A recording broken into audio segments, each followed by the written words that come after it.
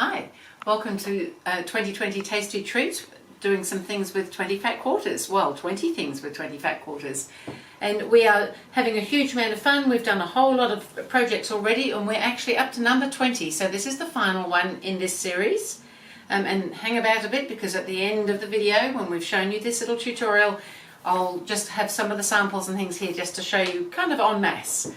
So what we did in part one, or idea one, was we cut up 20 fat quarters. We had a whole stack of fat quarters and we cut all 20 the same way. So I did a chart here of how I was cutting them all, so that, and then there's labels so that they could all be labelled, ready for the projects as we got to them. We've used up some of the leftovers as we've gone along with some half square units and large ones, small ones, all sorts of size ones. We've had a whole lot of fun with all of that. And then so last time we used piece 19, this time we're in idea number 20, and we've still got 3 stacks of fabrics that are just labelled spare. So they were kind of there in case you needed to use something, if there'd been a couple of little things that might have gone wrong. But assuming you've still got them, or if not, they've got sizes. So they've all been cut to the size of the label. This one here was 2.5 inch by 5 inch, for example, so that's what those ones all are. But they were spare. We haven't used those up yet, according to what I've been doing. You may have used them, I have not.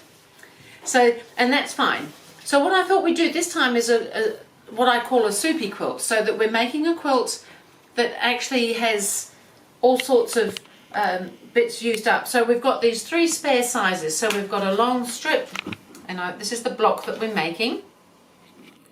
So this is going to be the long strip. So this is kind of like a made up block. So this is this smaller strip, and then these are these little rectangles over here. And then I've just cut some background rectangles as well. So there's a pattern that tells you all about all this sort of thing. And so I just thought that was kind of a fun block. And so this is the quilt that it makes here, all made up, just a nice quilt. And the idea being that we can toss and turn. So this block here, for instance, is the same. It's got the rectangle, it's got the long one there and the small one there, and somewhere else it's going to be sitting in a different direction, somewhere else it's going to be sitting in a different direction. So they're kind of just all tossed, but it's all the same block, and it's not a particular name or anything, it is just a block. So to do that, we've cut the rectangles. I've already gone ahead and done a lot of this to show you because I know you know how to do all this.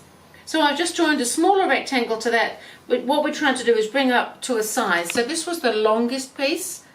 So that's the length of that is the size of the block. We're making a square block. So we just need to join those together and join those together, and we can just chain piece those through, and then they get joined up fairly obviously by now, I'd say, into these, but we'll just do this so that you can just see for sure, because all very well to talk, seeing is believing, so they say.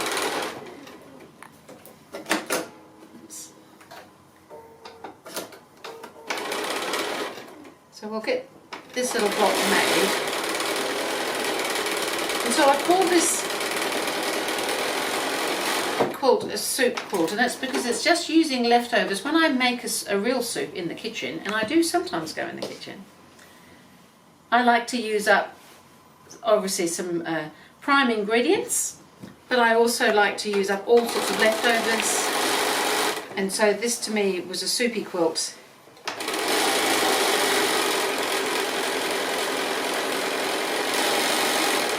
So we've got our stock base with our background, we've got our leftovers that we didn't need for the other projects.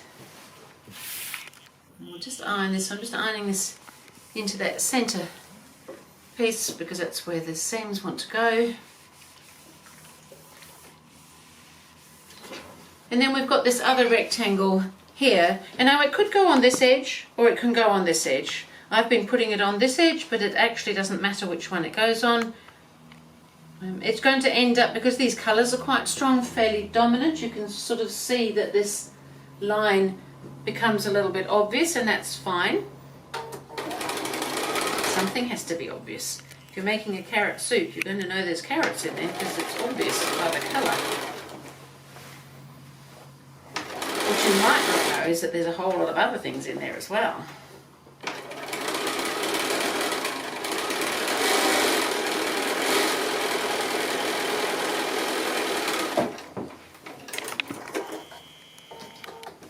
It's been a fun series. I hope you've enjoyed it. I've enjoyed it. It's amazing what you can make 20 fat quarters do. Of course, we have added the backgrounds and borders and bindings and things, and it still makes it a whole lot of fun. So really these can just be turned any which way you like. And this quilt could just be left like that. So I've gone ahead, I've quilted the quilt, I've put the binding on. I love this little black and white. You probably know that by now. You could use this as a definite place for doing some fancy quilting, if that's what you'd like to do, or some non-fancy quilting. I've simply meandered all over, and there's a couple of reasons for that. One, I quite like meandering, but the other one is that I think that once you make soup, to enjoy it, you really need some seasoning. So we're having dragonfly soup. I am seasoning it with some little dragonflies. Now how fun is that? So I thought, because I've used the black and white on the edge again, I thought we needed to bring a little bit of that into the quilt. So I'm just going to be making these fun little dragonflies. So we'll just put one here so that you can see it. So we're going to applique these. We haven't done any applique in this series yet. So that's my little dragonfly. And so I think probably it only needs about 3. Seasoning doesn't have to be overpowering. We can just have a little hint of seasoning here and there. So I might put, like they can go pretty much anywhere on the quilt. So if one came from up here, for example, it can go on there. And even though the colours are quite soft, seasoning is soft. It's not necessarily that out there something. And I think by the time we've done some nice stitching around to hold that in place, something like that is going to actually look a whole lot of fun. So to do that, because I've already got fusible web on the back, I'm going to suggest a fusible type applique for this, and I think I'm going to put 3 dragonflies on. So even using leftovers, this is some of the backgrounds I've been using for the wings, and leftover binding strips, making the bodies for the dragonflies. It's just a matter of using up some of the bits and pieces that are left. So we'll just take this down and I'll just fuse on the dragonfly just to show you how we add our seasonings.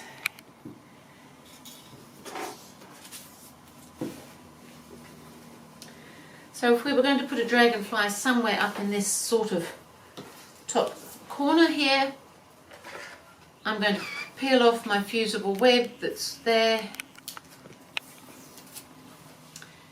and he might be heading down this way. Now the other thing with fusible web is that just because the shape is like that doesn't mean it has to stay like that when you come to fuse it on. You could actually change the whole direction of all your shapes and things like that, and I'm going to do a little bit of that. I'm going to leave the wings to settle as they are. Now this one here just overlaps in that narrow bit there so that they both come under, and then these, so you can position these little wings a little bit to separate them out, or you could have them a little bit closer if you felt that was a better way. It's kind of up to you on that sort of thing, how they might sit. And then there's this body. Now I have to say, dragonflies are not usually stripy, however this one is. Now this is where I probably would start rearranging shapes a little bit. So we want the wings to be behind the head in the first segment, and that's fine. So we can do that. We can perhaps have that head a little bit further forward. Now you can just rearrange how that body is sitting. Often dragonflies seem to curl around a little bit. It might curl that way, it might curl that way, but it just gives it a little bit of movement if we do something with it, rather than just have a straight body. It doesn't take very much. And I'm upside down. And I think that just that little bit of movement, you can see that, works really well with it just curling around a little bit. So it doesn't have to be much, as I said. So I'm going to go ahead, I'm going to iron that in place, and then I'm going to stitch it with some free motion applique. I will need to set my machine up for that, so I'll get that all ready and then show you how I'm doing the stitching as well. So there it is, already ironed on, already a little hint of seasoning in our quilt. So I'll just get the machine ready and show you how I'm doing the stitching on that.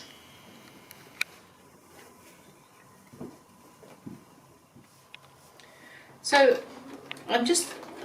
because this is fused on, I've got a free motion foot on, I've dropped my feed teeth out the way, and I've just got a nice turquoisey coloured thread in there, which will just give it a little bit of a little outline and highlight, but not too much.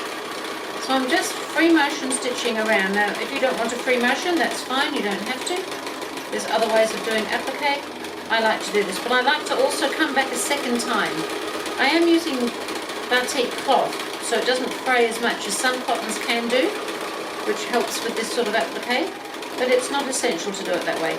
And then I can just come in here and come straight onto that head and keep coming around. And I'm going to go around everything twice because I think it gives it a nice outline. Just coming through the segments. And I can do those other wings when I come back, but I'll just go around the body so you can see how I'm doing that. So when you come around a second time, it doesn't have to all sit exactly on top as if there's only one line of stitching. Part of the beauty of this sort of applique is that slightly sketchy look that you can achieve by having a second line close but not necessarily on top all the time.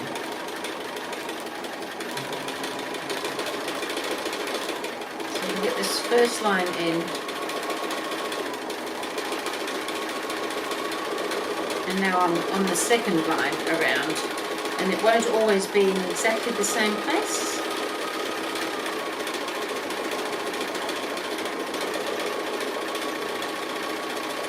So what this does is it gives it a kind of a nice look. It's nice to do, and it gives it extra reinforcement with that extra line of sewing.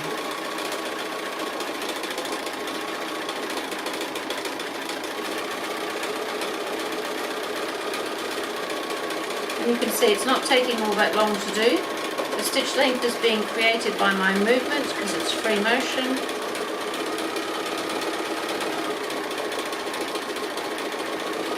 So here I am, and I can just come through that join there, and I can head straight on to those other wings now.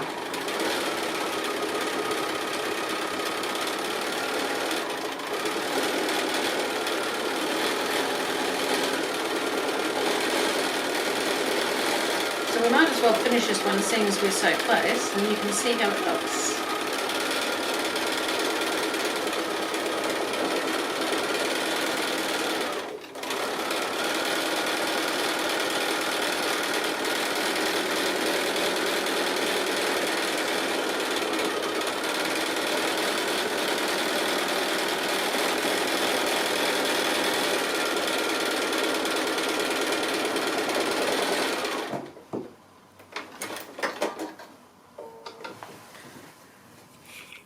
There we've got a dragonfly, and it's already quilted, so it's the last thing that we're doing. If you use a thread on the back that matches, you don't see it, so it's not going to be causing any problems on the back. So I think that's kind of fun. So I've got another couple to do, so I'll go ahead and do those, and then we'll also have a look at all the projects we've been working on. So haven't we been having fun? So this is the one I've just done. This is the Dragonfly Soup. We've got our 3 dragonflies on there now. You could put more on if you wanted to, but like I said, a little bit of seasoning goes a long way. So I think that's kind of a fun quilt. I quite like that, and really just using whatever was left from our fat quarters. So the rest of these things are all the things we've been making. We really have enjoyed ourselves. We've made cushions, we've made drawstring bags, big ones, small ones. We've made a table runner, we've made a mini quilt, we've made little zip pouches, we've made little wallets, we've made baskets, sunglass cases, tissue pouches, needle cases, tote bags. Oh, and guess what? We have made quilts. We've got bird quilts and apple quilts. Birds like apples. They're very happy together, those two. And all these quilts on the back wall here, we've got the rectangles block, we've got the half square triangle quilt, we've got the houses quilt, we've got the very happy little sailing boats. What else have we got going on here? Oh, Dragonfly Soup. Oh, and let's not forget the very delicious, enormous floor cushion. The giant floor cushion. I love that cushion. All I want to do is curl up on it every time I see it. So that has been a whole lot of fun. This was the final one in this series using 20 fat quarters. and they've gone a long way. Sure, we've added some other fabrics, but we've had a huge amount of fun with them. So thank you for being here and for watching all these videos, and there is a pattern available on GourmetQuilter.com if you're still interested. Other than that, I will see you in another series. Thank you.